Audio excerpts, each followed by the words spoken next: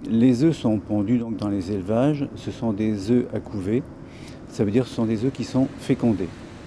Ces œufs sont mis dans les incubateurs à une température constante qui est de 37 degrés 8 en degrés Celsius et une hygrométrie d'environ 83-84%. En fait, nous avons repris les lois de la nature où l'œuf sous la poule est à cette température et à cette hygrométrie. Et au 18e jour, on va prendre ces œufs, on va les mirer, c'est-à-dire qu'on va détecter les œufs qui sont fécondés de ceux qui ne sont pas. Les œufs non fécondés vont être enlevés et les œufs fécondés, eux, iront dans les éclosoirs où les poussins vont naître au 21e jour.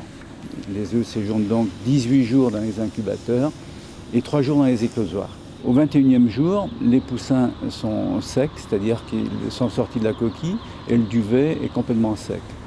Notre travail consiste désormais à séparer les coquilles des poussins. Ceci se fait mécaniquement. Les poussins sont ensuite mis dans des caisses et sont comptés en mettant dans les caisses. Il y a un système de tapis qui fait en sorte que les poussins arrivent un par un devant une cellule photoélectrique qui les compte. Les tapis, etc. sont prévus de façon à ce que les poussins ne souffrent absolument pas pendant ce transfert. Nous avons des clients qui demandent de livrer les poussins femelles d'un côté, les poussins mâles de l'autre. Parce que dans les chaînes d'abattage, ils veulent avoir des poids standards, de façon à ce que les chaînes soient bien équilibrées, etc.